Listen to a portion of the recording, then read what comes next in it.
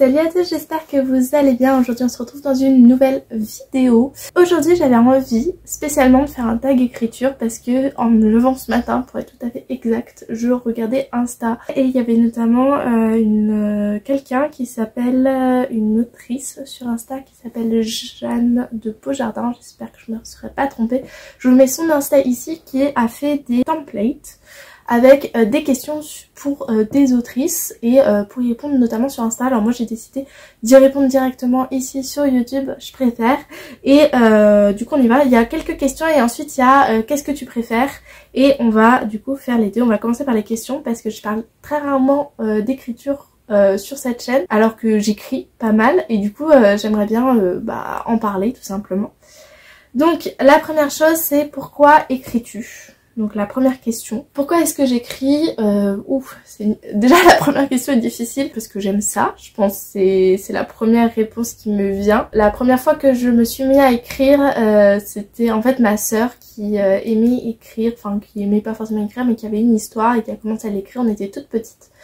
Je me souviens, on était en vacances au Portugal dans notre chambre et moi je lui ai demandé pourquoi elle écrivait et tout. Je lui ai dit de toute façon les petites filles ça peut pas écrire, etc. Pour moi il y avait que les adultes qui pouvaient écrire. Et parce que pour moi écrire voulait dire forcément après être publié dans un livre. Et elle m'a dit non, il n'y a pas que les petites filles, enfin il y a même des personnes jeunes qui ont 16 ans qui publient des livres, etc. Et je me suis dit tiens, moi j'ai envie de publier un livre. Avant même de vouloir écrire, avant même d'aimer écrire, je veux être publiée, je veux être connue et je vais y arriver. Donc je me suis mis à écrire des histoires plus farfelues les unes que les autres, qui n'étaient pas très bien écrites d'ailleurs. Jusqu'à ce qu'à un moment j'abandonne un peu parce que je me suis dit que j'y arriverais pas, que ça m'intéressait pas plus que ça. Et puis j'ai lu des œuvres comme par exemple Harry Potter, et après avoir lu Harry Potter je me suis dit j'ai envie d'écrire une histoire comme ça. J'y arriverai peut-être pas, peut-être que je serai pas publiée, etc. Mais j'ai envie de créer un monde imaginaire, personnage imaginaire, et j'ai envie de créer un monde par l'écriture, que ce soit un monde qui soit que pour moi et que je montre à personne, donc j'arrive un jour à le publier. Donc mon petit rêve c'est d'arriver un jour à publier un livre, mais aujourd'hui je me dis que si c'est pas fait, c'est pas grave. Mon premier objectif avant tout c'est de finir un livre, pouvoir le faire lire à mes amis, que mes amis regardent et disent ouais t'as fait du bon boulot, ou au moins ouais j'ai envie de lire la suite, ou j'adore tes personnages, ou quelque chose comme ça, qui soit peut-être pas passionné par mon histoire mais qui l'aime. Ça c'est je pense mon premier objectif aujourd'hui, mais à l'époque j'avais vraiment envie de devenir écrivaine. Et j'ai répondu à la deuxième question. Depuis quand tu écris? Donc du coup j'écris depuis que je suis toute petite. Je dirais vraiment écrire c'est quand j'ai lu les Harry Potter et j'avais pas 10 ans. Donc avant mes 10 ans, ça c'est sûr. Comment te présenterais-tu? Juste se présenter. Je suis une étudiante, c'est la première chose que je dis sur moi. J'ai 20 ans, j'aimais pas lire jusqu'à il y a très longtemps. Je crois que j'ai préféré écrire avant d'aimer lire. Et maintenant je lis plus parfois que j'écris, j'aimerais avoir du temps pour faire les deux à part égale, mais c'est compliqué en étant en même temps étudiante en école d'ingénieur. Je crois que si on parle juste d'écriture, je suis quelqu'un qui aime écrire quand elle va pas forcément très bien. C'est-à-dire que quand je vais bien, je vais avoir du mal à poser mes mots sur le papier parce que j'ai plein de choses à faire et tout, alors que quand je vais pas bien, je vais pas forcément avoir envie de faire des choses, et du coup je vais écrire beaucoup plus facilement. Et surtout c'est une sorte de thérapie pour moi d'écrire, ça me permet de me sentir mieux et de mettre en fait sur le papier tout ce qui va mal à mes personnages. C'est eux qui vivent ce que je vis de mal, et comme ça moi après ça va mieux. Du coup voilà, ça pose quelques difficultés parce que des fois quand je vais bien j'ai envie d'écrire des beaux textes, etc. Mais je trouve pas forcément l'inspiration, parce que l'inspiration vient plus de moi qui suis triste que moi qui suis joyeuse, et ça c'est un gros problème je trouve. Si tu devais choisir un seul personnage, et un personnage qui me tient particulièrement à cœur dans mon histoire de fantasy que j'ai écrit et que j'ai pas mal développé, il y a beaucoup de personnages, mais c'est un personnage qui capte mon attention, c'est Céleste. Parce que le premier écrit que j'ai fait sur ce livre, c'était la toute première, le tout dernier chapitre du tome 1. C'est la première chose que j'ai écrit sur cette histoire. Et ça concerne Céleste, et ça concerne quelque chose qui me tenait à cœur, c'était la pression sur l'apparence physique, notamment cette jeune femme dans mon histoire, c'est une reine, et on lui met beaucoup la pression d'être très belle. Ce qu'elle représente surtout, c'est la beauté du royaume, de la couronne, etc. Et ça, je voulais le mettre en avant, qu'elle était plus un symbole qu'une personne pour les autres, alors que elle ressent plein de choses, et qu'elle peut pas forcément s'exprimer. Et donc ça, c'est vraiment le premier texte que j'ai fait. Et c'est un texte que j'aime beaucoup, que je relis des fois, alors que quand t'écris quelque chose, t'as pas forcément envie de relire 50 000 fois ce que t'as écrit. Mais c'est un peu prétentieux de ma part, mais je pense que c'est le meilleur texte que j'ai écrit depuis que j'écris, tout simplement. Et du coup, comme ça s'apparente à Céleste et à ses émotions, bah c'est si je devais garder un seul personnage de tout ce que j'ai écrit, c'est Céleste. Je pense que je garderais. Sur quel support écris-tu? Alors ça dépend. Ordinateur, carnet. J'arrive plus à avoir de l'inspiration avec des carnets, mais ensuite j'ai souvent la flemme de les recopier sur mon ordinateur, donc c'est des écrits qui sont souvent pas du tout utiles, puisqu'en fait ils vont rester dans des carnets pendant super longtemps, et à un moment je vais réouvrir un de mes carnets qui était dans ma bibliothèque, et je vais dire ah tiens j'avais écrit ça, c'était pas mal, pourquoi je l'ai pas utilisé, et enfin je vais avoir complètement la flemme de pas le recopier sur mon ordi, de pas le travailler après, alors que quand c'est écrit sur mon ordi, je vais y revenir beaucoup plus souvent, je vais plus le travailler, donc à la fin ça va être un meilleur écrit, mais si on me donne une page blanche d'ordinateur, une page blanche dans un carnet, bah je vais plus écrire sur le carnet, parce que je sais pas, ça m'inspire plus. Quelle est ta réaction face aux critiques? Alors, pendant très longtemps, quand j'écrivais et j'ai jamais fini un livre en entier, je voulais à tout prix que ma sœur le lise. C'était quelque chose. Au début, elle se prêtait au jeu, puis après elle m'a fait c'est bon, tu finis aucune histoire. Donc je lirai une de tes histoires quand tu l'auras finie. Et j'ai toujours pas fini l'histoire, donc elle en a toujours pas lu. C'était elle mes premières critiques, mais je le prenais pas toujours très bien, mais je le prenais pas mal non plus. J'essayais de très argumenter en fait. Je me bats à côté de mes personnages en fait.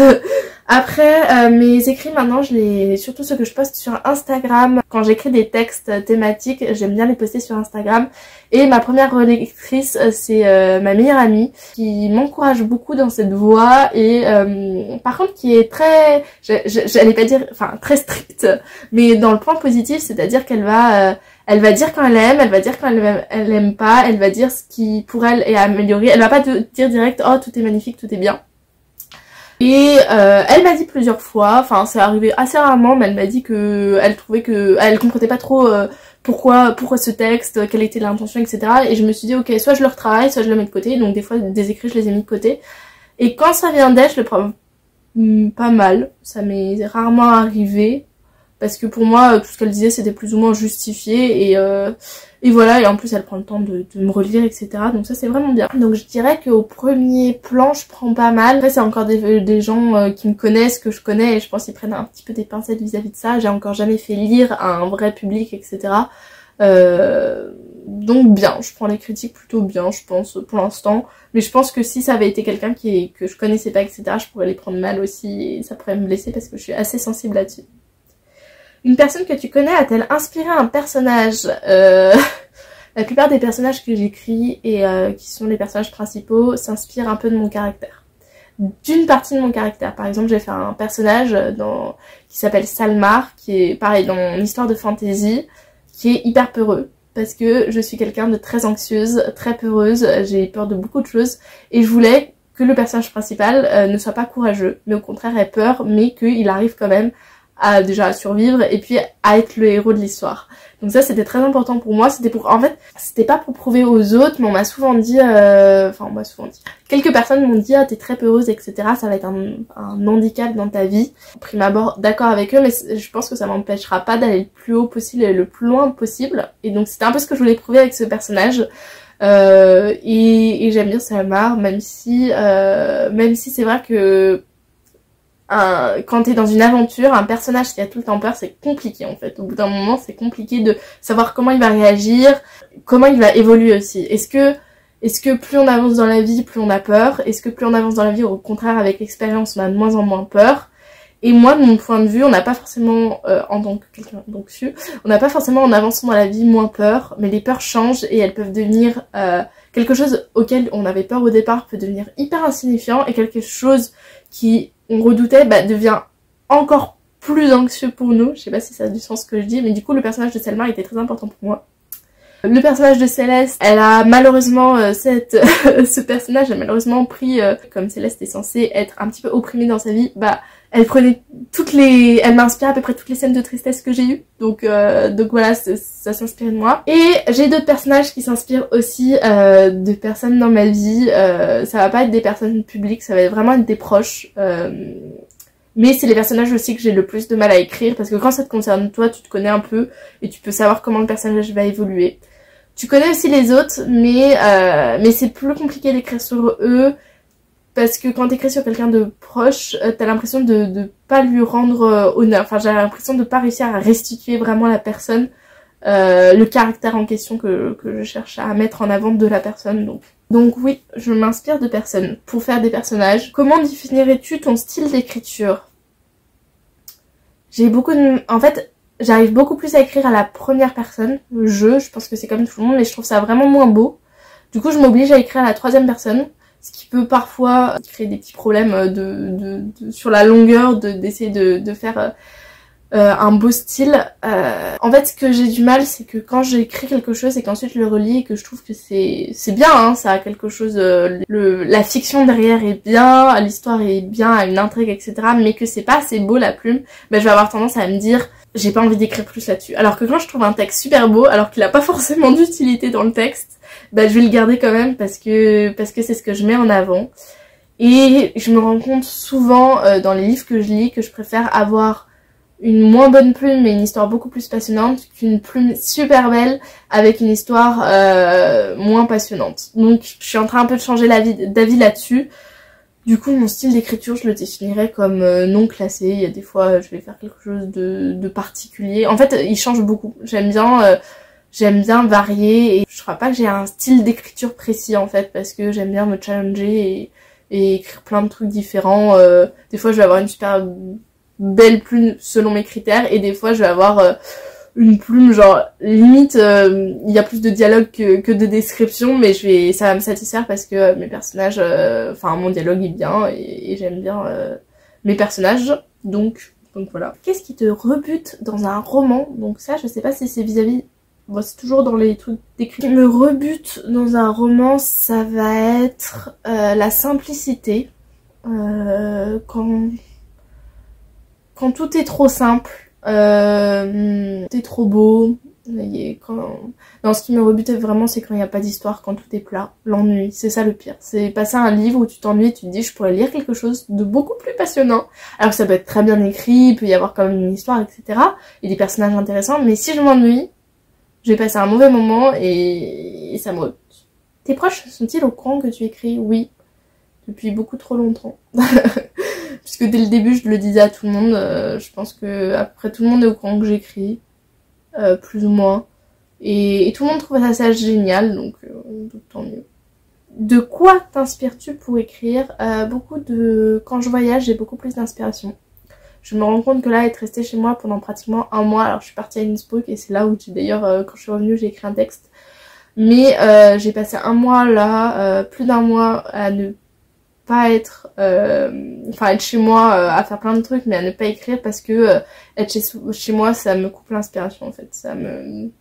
Je suis beaucoup plus inspirée quand je vais voyager parce que tu découvres plein de trucs donc t'es émerveillée de plein de trucs et du coup t'as plus envie de créer quelque chose parce qu'il y a du nouveau. Je sais pas, c'est peut-être la dopamine que je sécrète qui fait ça. Donc je m'inspire beaucoup des voyages et des livres que j'ai pu lire aussi. Des séries que je regarde aussi, des films, etc. Je pique des idées, ça c'est sûr. Je pense que tout le monde le fait à sa manière.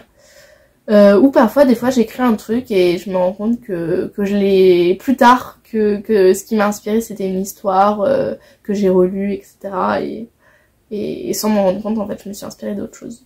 Et voilà, donc ça c'était pour la première partie. La deuxième partie c'est quelque chose ou quelque chose d'autre. Donc première personne du singulier ou troisième personne du singulier, j'ai déjà commencé un peu à y répondre. Je préfère beaucoup plus le troisième personne du singulier, que ce soit pour lire ou pour écrire, mais première personne du singulier c'est quand même plus facile d'écrire et t'es plus dans la tête du personnage, donc il y a des moments c'est un peu mieux, donc voilà, mais plus troisième personne du singulier. Même pour les romances, alors que je sais qu'il y a beaucoup de personnes qui quand ils lisent une romance qu'elle est la troisième personne du singulier, ils aiment pas forcément, ils aiment bien être dans la tête du personnage, mais moi j'aime bien la troisième personne du singulier, je trouve que c'est plus élégant, c'est plus classe. Matin ou soir, j'écris plus le soir parce que c'est là où j'ai le plus de temps. Mais l'envie d'écrire, elle est plus le matin. Donc voilà, aucune logique de... Donc je vais dire plus soir pour écrire un livre, mais un jour j'espère écrire le matin. Jardinier ou architecte? Donc pour ceux qui savent pas, parce que même moi dans ma tête c'est pas tout à fait clair, la différence c'est que architecte, tu vas avant d'écrire ton livre faire tout un plan, l'avoir bien, que ce soit écrit ou dans la tête, savoir ce qui se passe du début jusqu'à la fin. Jardinier, c'est à peu près l'idée et tu vas couper au fur et à mesure là où tu veux, tu vas supprimer des trucs, rajouter des trucs, donc c'est un peu moins clair ou précis, c'est plus de l'inspiration. Et moi c'est beaucoup plus jardinier, il faut le savoir. J'ai jamais fait une histoire où j'avais un plan du début jusqu'à la fin. Parce que à partir du moment où j'ai fait mon plan, parce que j'ai déjà essayé, l'histoire ne m'intéresse plus.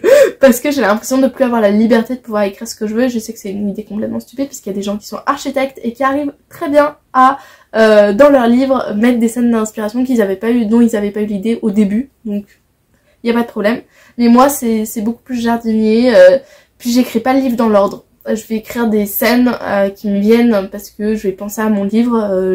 Par exemple, je marche dans la rue, j'ai de la musique sur les oreilles. Ça va m'arriver de penser à une scène et de l'écrire en fait dans ma tête. Et ensuite, quand j'arrive, je l'écris sur le papier. Et c'est une scène qui peut arriver au milieu du livre alors que j'ai même pas commencé le début. Comme je vous ai dit, c'est là j'ai écrit la fin du tout premier tome avant d'écrire le début. Donc voilà, ça n'a pas forcément beaucoup de logique. Ensuite, thé ou café? Beaucoup plus thé. Pour écrire et de manière générale. Le café, j'aime pas trop ça. Voire pas du tout. J'aime l'odeur du café mais pas le goût du café. Bonjour, je suis compliquée. Le thé, ça devient de plus en plus ce que j'aime beaucoup. Ordinateur ou carnet, comme j'ai dit tout à l'heure, les deux me conviennent pour écrire. Mais si je devais choisir, je choisirais l'ordinateur parce que je suis vraiment paresseuse après sinon. Silence ou musique? Les deux marchent. Encore une fois, j'ai testé les deux. Musique, je vais écrire quelque chose qui est beaucoup plus poétique, je me rends compte. Le silence, je vais avancer plus, je vais écrire plus. Donc je vais dire le silence parce que c'est plus productif. Romance contemporain ou SF fantasy? Bah là, c'est les deux à égalité. Alors la science-fiction moins, donc voilà, j'écris de la romance contemporaine et j'écris de la fantasy et de la romance paranormale. Pas de la romance, là, je sais pas ce qu'on dit, l'écriture paranormale. Donc les 3 romans que j'ai commencé rentrent à peu près dans toutes les catégories sauf science-fiction parce que c'est ce que je lis moins et ce que j'aime moins aussi. Donc j'en écris pas, mais j'ai une histoire qui me trotte dans la tête de science-fiction depuis très longtemps et qui revient, ce qui est rare. Donc peut-être qu'un jour je me déciderai à écrire de la science-fiction aussi. Maison ou lieu public? Lieu public, c'est vraiment cool, mais je me dis pas de moi-même, je vais aller dans un lieu public pour écrire. Donc c'est ni maison ni lieu public, c'est maison de vacances ou quand je suis en vacances où j'écris le plus, donc vacances je vais dire. Dans l'ordre des chapitres ou texte à trous? Du coup texte à trous, parce que dans l'ordre des chapitres, c'est plus chapitre à trous. Ça veut dire que par contre quand je vais commencer un chapitre, je vais essayer de le finir complètement, quitte à ce que ce soit au milieu du livre, alors que encore une fois j'ai pas écrit la fin, mais c'est pas texte à trous, c'est plus chapitre à trous, mais pas dans l'ordre des chapitres, c'est sûr. J'ai déjà essayé, ça marche des fois, mais j'ai toujours, en fait quand je vais écrire quelque chose puis je vais me dire tiens ça mon personnage est comme ça au début puis il va avoir cette évolution là et je suis en train d'imaginer l'évolution et je me dis il faut que je l'écrive maintenant sinon ça va se perdre et du coup j'écris le début mais il y a toujours des chapitres au milieu quand même qui sont rédigés. Présent ou passé? Passé globalement, puisque la troisième personne ça va mieux avec le passé, plus exactement l'imparfait, hein, mais passé, présent j'ai du mal, mais il y a une de mes histoires qui est au présent quand même, les deux autres au passé. Voilà, j'espère que cette vidéo vous aura plu et que vous aurez pu comprendre un peu plus l'autrice, l'écrivaine que je suis et j'espère que ça va me motiver encore plus à écrire parce que j'ai vraiment envie de finir un livre, l'écrire et voilà. Et sinon si vous avez aimé n'hésitez pas à liker, à me commenter vous aussi si vous voulez faire le tag en commentaire ou juste donner votre avis sur la manière dont j'ai répondu aux questions, n'hésitez pas à vous abonner aussi si vous avez aimé pour plus de contenu et sinon je vous dis à la semaine prochaine pour une autre vidéo. Salut!